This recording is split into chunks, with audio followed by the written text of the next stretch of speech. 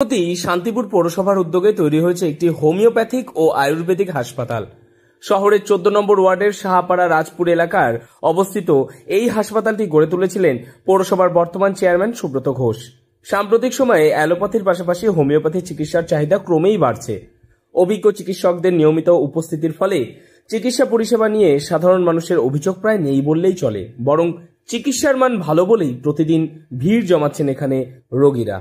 এখানে কোন মাথার উপর শেড নেই, রোদে শুকাতে হয়, বৃষ্টিতে ভিজতে হয়।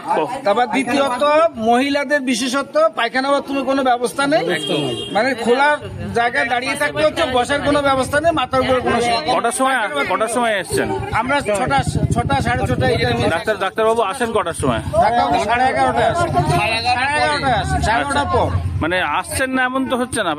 যেমন আগের দিন আসেনি, মঙ্গলবার আসেনি। আচ্ছা, সেক্ষেত্রে হয়েছে কলকাতার মেইন লাইনে গাড়ি চলেনি বলে বহরমপুর থেকে আসেন, তাই আসেন। তো এটা মানে শেড দরকার, পায়খানা বাথরুম দরকার। পায়খানা বাথরুম অবশ্যই এগুলো আগে, আর একটা সিস্টেম দরকার। এখানে প্রচুর গ্যাঞ্জাম হচ্ছে, কেননা নাম লিখানোর মতো বা টোকেন দেওয়ার মতো একটা সিস্টেম থাকলে কোনো গ্যাঞ্জাম হয়। এখানে একজনা আসছে, প্রবলেমটা খুব হচ্ছে। শহর ছাড়িয়ে গ্রাম এমনকি জেলার বিভিন্ন প্রান্ত থেকে চিকিৎসার জন্য আসছেন শান্তিপুর শহরের এই হোমিও হাসপাতালে। প্রতিদিন সকাল থেকেই দেখা যায় 200 থেকে 250 রোগীর লাইনে দাঁড়িয়ে থাকেন পরিষেবা পাওয়ার আশায়। তবে এত ভিড়ের মধ্যেই মাথাচাড়া দিয়ে উঠছে একাধিক সমস্যা ও অভিযোগ। রোগী ও তাদের আত্মীয়রা জানিয়েছেন, হাসপাতালের বাইরে নেই কোনো শৌচাগারের ব্যবস্থা, ফলে দীর্ঘদিন অপেক্ষা করতে গিয়ে তাদের চরম অসুবিধায় পড়তে হয়। তাছাড়া খোলা আকাশের নিচে দাঁড়িয়ে থাকতে হয় ঘন্টার পর ঘন্টা, নেই রোদ বা বৃষ্টির থেকে বাঁচার কোনো ছাউনিও। অভিযোগ উঠছে আরও একটি বড় সমস্যার। স্থানীয় কিছু বাসিন্দা নাকি তাদের নিকট আত্মীয়দের নাম আগেভাগেই নথিভুক্ত করে রাখেন কিংবা কুপন সংগ্রহ করে রাখেন।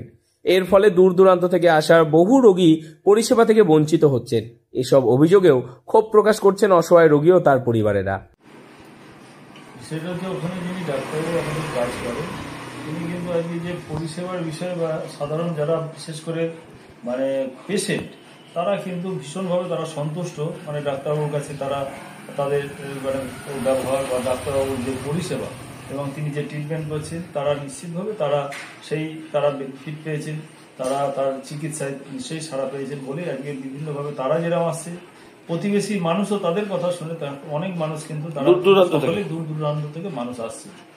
এবং ওখানে ভেতরে আপনার পায়খানা বাথরুম বা ভেতরে বসার একটা তো ব্যবস্থা আছে, তারপরে অতিরিক্ত মানুষ মানে সেখানে যেহেতু আসছেন, আমি খুব শীঘ্রই ওখানে সামনে একটি শেড করে দেবো, যাতে সেই মানুষগুলো মানে আমরা ওকে মানে ভেতরে যেটা বসবে তার সঙ্গে অতিরিক্ত মানুষ হলো যাতে সামনেটা একটু দাঁড়াতে পারে, যদিও সামনে জায়গাটা অনেকটা কম আছে।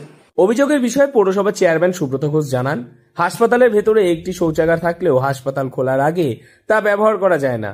বাইরে শৌচাগার নির্মাণের মতো পর্যাপ্ত জায়গা নেই, কারণ লাগোয়া রয়েছে একটি হার্বাল গার্ডেন। তবে ভবিষ্যতে বিকল্প ব্যবস্থা নিয়ে ভাবা হচ্ছে। রোগীদের দীর্ঘক্ষণ অপেক্ষার সমস্যার সমাধানে তিনি আশ্বাস দিয়েছেন, এই পুজো পার্বণ মিটে গেলেই বিশেষ অপেক্ষা করার জায়গা তৈরি করা হবে, যাতে রোদ বৃষ্টি থেকে রোগীরা সুরক্ষিত থাকতে পারেন। আর কুপন বিতরণে অনিয়মের অভিযোগ খতিয়ে দেখতে স্থানীয় চিকিৎসকদের সঙ্গে আলোচনার মাধ্যমে পদক্ষেপ নেওয়ার কথাও তিনি জানিয়েছেন। তবে অভিযোগ অসুবিধা সত্ত্বেও পরিষেবার মান বজায় থাকায় হাসপাতালটি প্রতিদিনই বাড়িয়ে তুলছে সাধারণ মানুষের আস্থা। নদিয়ার শান্তিপুর থেকে মৈনাক দেবনাথের রিপোর্ট, লোকাল 18 বাংলা।